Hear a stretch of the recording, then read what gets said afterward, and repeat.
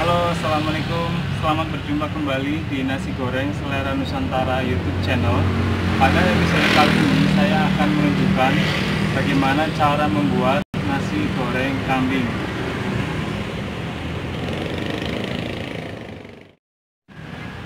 Ya, ayo kita lihat bahan-bahannya. Untuk bahannya kita perlukan 1 butir telur, kemudian daging kambing yang sudah dipresto, irisan sawi, cabai merah, daun bawang, sambal, kecap manis, kemudian kaldu bubuk dan penyedap, bumbu rempah kari, dan juga 1 porsi nasi putih. Supaya daging kambingnya empuk, kita presto terlebih dahulu selama 25 menit.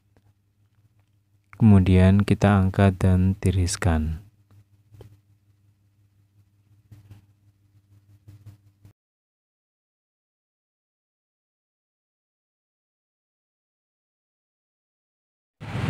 Ayo kita lihat cara memasaknya.